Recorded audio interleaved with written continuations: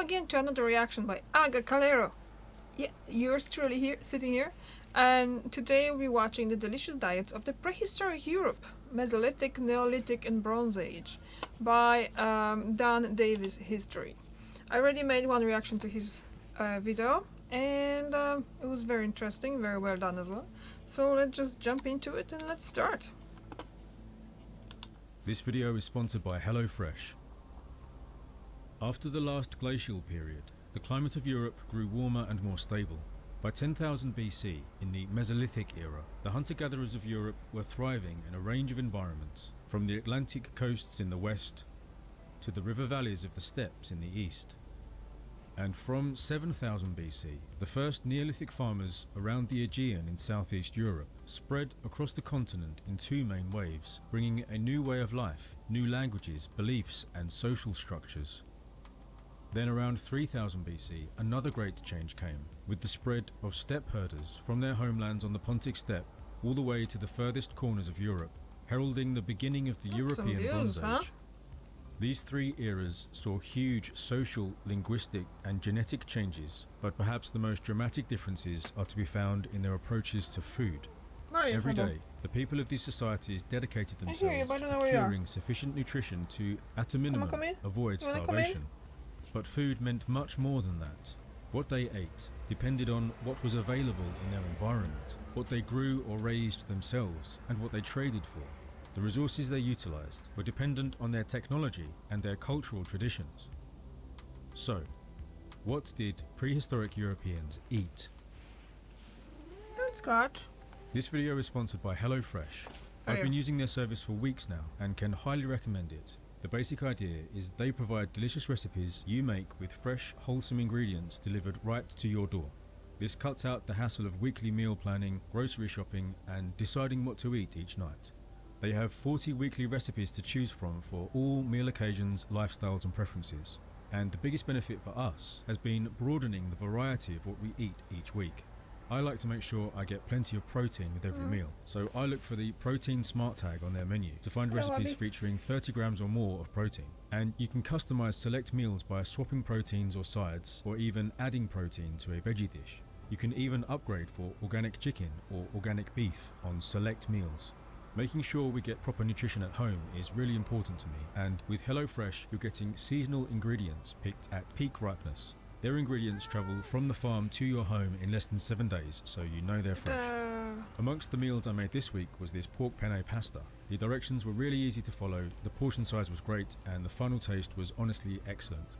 So if you're looking for pre-portioned ingredients, foolproof recipes, and convenient doorstep delivery that saves you time and money, then go to hellofresh.com and use code DanDavisHistory60 for 60% off plus free shipping. That's hellofresh.com and use code DanDavisHistory60 for 60% off plus free shipping. Thank you to HelloFresh for sponsoring the video. The Mesolithic era saw hunter-fisher-forager groups thriving right across the continent in a range of environments. We might imagine these pre-farming societies roamed widely, leading a kind of rootless, nomadic existence, but generally speaking, these groups were less mobile than one would think. And of course they tended to live where food could be readily found. For Mesolithic Europeans, that often meant living on the coast, where they gathered shellfish in enormous quantities. We know this in part because of the many shell middens left by these ancient communities.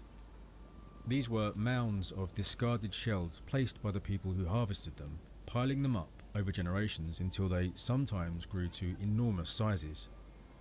These middens were constructed from Denmark to the British Isles and Ireland down to Portugal, and many have been carefully excavated by archaeologists, revealing a host of fascinating information about the societies who made them. So we know that Mesolithic people gathered, cooked and ate species like oysters, periwinkles and mussels, as well as limpets, whelks, cockles and scallops. Middens also show that Mesolithic Europeans ate crab and lobster. And these middens also contain the bones of fish species like pollock, dogfish, rays and trout. Shellfish and other seafood provided excellent sources of protein as well as other vital nutrients like various fats and micronutrients like iron, zinc, magnesium, B vitamins and vitamins E and D. Middens also show that in places where seals were available, these people consumed them in large quantities. Seals provided useful things like skins, bones and oils, but their meat was also incredibly nutritious and the blubber was an important source of calories. In fact, many of these coastal communities in places like Norway and Denmark specialized in seal hunting, allowing for relatively high population densities. But these coastal groups did not only rely on coastal food sources. The evidence shows they also consumed terrestrial foods like boar, elk, red and roe deer, aurochs and small game. And in the early northern Swedish Mesolithic they also ate reindeer. Of course, not all Mesolithic groups lived on the coast. The famous site of Starcar in North Yorkshire, England, was a lakeside location surrounded by woodland, where I didn't even generations notice of that people the ate British, mammals like the roe deer, British Isle was beaver, actually connected badger to and Europe then. hedgehog, as well as birds like the great crested grebe, the common crane and the lapwing, as well as freshwater fish species. Now, not all Well, yeah, why animal wouldn't they? remains at sites like this were necessarily used primarily for food. Some species might appear because their fur or feathers were wanted, although even in these cases surely the meat was also consumed. Nah. Don't think there Mesolithic was any people waste did then. not just eat animals. However, evidence of plant foods can leave less obvious traces for archaeologists to find after thousands of years. Shadow, stop The Starcar scratching site on everything. was surrounded by plants Please. like bulrushes, fruit species like Okay. blackberries, pears, apples, raspberries and crowberries, and seeded plants like water lily Crowberry, that would huh? surely have been prepared and eaten. Shadow. One thing that does show up under the right conditions is hazelnut shells. Mesolithic people across Europe loved hazelnuts, and sites like Duvensee in northern Germany show clear evidence for intensive seasonal gathering and preparation at special hazelnut processing sites. They were roasted in batches in earth ovens. Heating the nuts destroys contaminants, improves the flavour and extends the shelf life. Roasting them also made them easier to crack and grind. Discarding those shells and processing the nuts into flour or paste also reduced the weight and volume, making the food easier to transport. Several sites in Scotland show similar patterns of hazelnut gathering. One site on the island of Colonsay revealed Look, a actually pit the with 30 Norway, to Sweden is 40,000 connected with intact but Denmark too. charred hazelnuts, We weighing have to look on some 16 old maps, kilograms, like really along old. with lesser celandine tubers, crab apples, seeds, charcoal and stone tools. It's not clear what this pit was, but one suggestion is it shows the disposal of an accidentally charred batch of nuts. They could have been roasting a total of between 120 and 330,000 hazelnuts here, one batch of which was ruined and disposed of. So a day or two of roasting these hundreds of thousands of hazelnuts could provide millions of calories. It was an incredibly important resource across temperate Europe. One thing everyone knows about Mesolithic foragers is that their economies were fundamentally different to the Neolithic farmers who replaced them. Hunter-gatherers did not manage plants and animals or change their environments in any way. Only that isn't really true. The domestication of plants and animals was a complex, very long-term process, and hunter-gatherer societies often used sophisticated systems of wild plant and animal management that didn't necessarily lead to domestication. Plant food management or husbandry can involve deliberate strategies designed to increase productivity and control over plant resources. For example, protective plant tending, Look at those selective burning blackberries. of woodland, weeding and soil modification. It does not necessarily include sowing or planting of wild seeds, although perhaps they did that too. Finding evidence of intensive plant gathering and processing of foods like hazelnut, water chestnuts and acorns cannot by itself tell us about potential management practices. So archaeologists use other methods like ancient pollen analysis to reconstruct prehistoric landscapes, because certain plants, shrubs and trees only grow in specific environments. Methods like these have shown woodlands at analysed sites across Mesolithic Europe experienced periodic clearing of trees. Some sites show corresponding evidence of burning, and they can even tell when sites were kept clear of trees for extended periods, suggesting ongoing management. The advantages of managing woodland like this would include the propagation of edible species in the shrub layer, like hawthorn and especially hazel. Some researchers believe that they detect the spread of hazel woodland beyond the area of natural distribution. We therefore see Mesolithic people using what you could call proto-farming methods to create and manage wild hazelnut orchards for their ongoing seasonal exploitation. That's very And good. amazingly, they didn't only manage plant resources. Where landscapes were poor in animals, they also seem to have been imported and managed. My favourite example of this is the possibility that the land snail, Capia nemoralis, was transported from Iberia to Ireland during the Mesolithic. Smile is cool. There is genetic I evidence was just that like, for some researchers I just imagine my suggests husband Eric Mesolithic smiling. He loves foragers were snails. managing Not or eating, just farming snail, land the idea snails of for it. food, a practice which started in Iberia and was carried over the generations all the way to Ireland. But Mesolithic people did not only introduce small animals to new environments. After the last glacial maximum, the retreat of glaciers and the rise of sea levels, many islands from the Atlantic to the Mediterranean were left without certain animal species. Using archaeological and genetic evidence, researchers can tell when various species were then intentionally introduced by humans who wanted to hunt them. This happened with wild boar in many places like Ireland, where they were also tightly controlled by regular culling. Amazingly, it seems that brown bears were also introduced by people to Ireland. We are forced to imagine how this was done. Presumably, juvenile animals were taken, after their mothers were killed, by canoe to these islands and were then released to breed and found populations that could be hunted and eaten. Wild boar were also introduced to multiple islands in the Aegean during the Mesolithic. The Aegean is also the location where the first farmers of Europe began their long process of spreading throughout the continent, bringing with them a host of domesticated plants and animals, and changing the landscape of Europe forever. So what did the Neolithic farmers eat?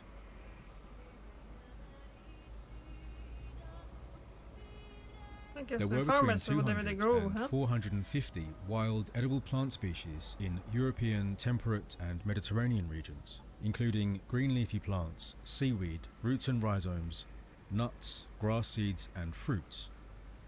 Many of these plants were concentrated in wetland habitats, lake shores and along the coasts, which also drew concentrations of the hunter-fisher-forager groups who lived there. The Neolithic in Europe is characterized by the introduction of plant cultivation and animal husbandry as the foundational economic activities. It also represents a marked narrowing of the breadth of the diet to a focus on a handful of domesticated cereals and pulses and a few domesticated animals like sheep, goat, cattle and pigs. The effect this had on the populations living like this meant the people individually tended to be less healthy than the hunter-fisher-foragers. They were shorter and suffered more diseases and had more dental problems. But this lifestyle meant the production of greater food resources being produced from less mobile groups, leading to an increase in the birth rate and larger populations. This way of life began in the Fertile Crescent and spread to the Aegean by about 7000 BC. From there, the people spread in two main directions.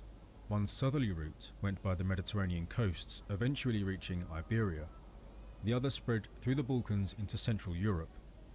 The final expansion into Northern Europe and the British Isles and Ireland took place from around 4000 BC. These farmers grew and ate domesticated cereals like einkorn and emmer wheat, hulled barley, and a range of pulses like pea, lentil and chickpea, and they raised pigs, as well as sheep, goats and cattle. They ate these latter animals, of course, but they also kept them for their milk, which was consumed as dairy products in various forms.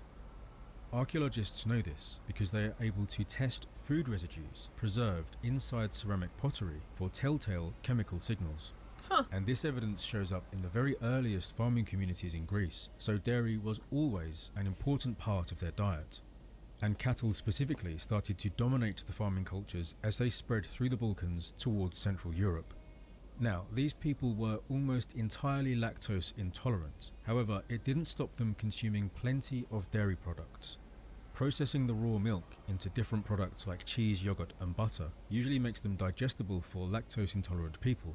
Even then, some lactose intolerant people are able to consume raw milk without suffering many negative symptoms. The genes for adult lactase persistence didn't become widespread in Europe until the Bronze Age, thanks initially to the spread of the European steppe herders and then to ongoing selection effects that still aren't well understood. However, dairy foods have been vitally important to Europeans for the last 8,000 years. In fact, by the late Neolithic, in places like the North European plain, in Britain and especially in Ireland, it seems that the people there relied ever more on dairy and cattle pastoralism rather than the growing of crops. But going back to the early Neolithic, the relationships of the expanding farmer groups with the hunter-gatherers were varied and complex. Some sites, like the famous Lipensky Veer on the Danube, show evidence of the mixing between these two lineages and two distinct ways of life. This mixing happened repeatedly throughout Europe, although as the farming populations were so much larger, their genetics and their way of life ultimately dominated. Other interactions were undoubtedly hostile, while other groups seem to have lived somewhat separately for generations, each occupying different kinds of environments, the farmers thriving on fertile alluvial soils, and the hunter-gatherers in their coastal or lakeside regions, seemingly ignoring one another. Neolithic populations generally did not consume freshwater fish or seafood, despite having access to coasts, rivers, and lakes. It's hard to say why they would have ignored such nutritious and readily available food. Perhaps it was because they were just so committed to farming that they had no spare time for it. It could be that they didn't really know how. After all, fishing isn't easy, even with practice and modern equipment, and even knowing where and how to gather and prepare shellfish might have been lost knowledge amongst them. However, although they didn't eat fish, they did hunt wild animals to supplement their domestic food sources. So it's possible they had a cultural aversion to fish, a dietary taboo. And could it be that fish eating was associated with the fish-loving hunter-gatherer societies, and so was seen as somehow undesirable or even disgusting? Could be, too. It's difficult to detect these kinds of cultural trends in prehistory, but it's incredibly interesting to me, and I will make a dedicated video about the possible fish-eating taboo in future. As populations expanded from Southeast Europe into colder, wetter Central Europe, they also had to adapt their farming methods by abandoning crops that didn't grow well in the new environment, like lentil and chickpea, leading to an even narrower range of crops and a greater focus on emmer and einkorn wheat. Although they did keep growing peas, flax and poppy in Central Europe, they also tended to rely more on cattle and pigs than sheep and goats. Archaeology suggests that dairy was important as a daily food source for Neolithic farmers, while slaughtering them for their meat may have been more commonly reserved for communal feasting activities. Some sites, for example in southern Britain, show evidence that cattle were driven to special locations to be slaughtered, roasted and consumed in huge feasts that no doubt accompanied ritual activities at special times of the year. They also liked slaughtering and feasting on pigs too. These animals, while they were alive, were a vitally important source of manure, which was spread as fertilizer to boost crop yields and maintain long-term field systems instead of slash-and-burn type agriculture that necessitated constant woodland clearances. As these Neolithic groups spread eastwards through Europe, from about 5000 BC, they encountered hunter-gatherer groups living in the river valleys in the steppe and forest steppe zones of Eastern Europe, north of the Black Sea and the Caspian. Unlike in the rest of Europe, the farmers did not continue to spread into this region, outbreeding the local hunter-gatherers. Neither did the hunter-gatherers adopt wholesale the entire Neolithic package of crops and animals. Instead, after about 4700 BC, the hunters adopted primarily cattle and sheep, and ultimately became animal herders. Why they would choose to do this isn't known, although perhaps they were awed by the farmers' great abundance and large populations, and were inspired to emulate them by adopting domesticated animals. And exactly how this adoption process happened isn't clear either. It's assumed that the animals were traded in exchange for resources provided by the hunter-gatherers, although perhaps the animals were stolen, rustled and driven off by these bad neighbours. But it's not enough to simply possess the animals, they had to learn how to manage them too. So it could be the hunter-gatherers learned by observation, or they were instructed how to do it in the spirit of peaceful cooperation. One intriguing possibility although this is just my speculation, is that the farmers employed the hunter-gatherers initially as managers and guards for their own herds, and perhaps it wasn't always an equal relationship. By around 3500 BC, these Eastern European hunter-gatherer populations had become dedicated pastoralists, specializing most of all in cattle, as well as sheep, and growing little to no crops at all. They took advantage of the vast grasslands between the river valleys to pasture their herds, converting all that grass into milk and meat. And inspired by their adoption of cattle, they also domesticated the wild horses that lived on the steppes and utilized them for their milk and meat. Horse milk, huh?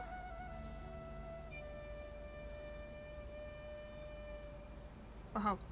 I mean, these steppe cultures thrived so well that some of them, at the end of the Neolithic era, moved westwards, taking advantage of the decline of the settled farming populations west of the river Dnieper. While the people of the European steppe continued to be pastoralists, their relatives established what we call the corded ware culture through much of the rest of Central and Northern Europe. It was long believed that the corded ware culture were also pastoralists because they were known almost entirely from their grave sites rather than settlements. However, as more settlement sites are studied, a more nuanced view is emerging. It seems that in some places in corded ware Europe, cattle pastoralism certainly dominated, while other sites show evidence of mixed agriculture, much like the Neolithic system that came before it. The full range of Neolithic-era plant and animals were utilized, and new varieties of crops were developed or imported. So after the narrowing of foods that occurred in the Neolithic, Europe saw a broadening of foods being grown from the Chalcolithic and into the Bronze Age. By the Late Bronze Age, as well as the old wheat crops, rye began to be cultivated, as did oats and more varieties of millet that had spread to Europe all the way from China. Is that China. how it grows?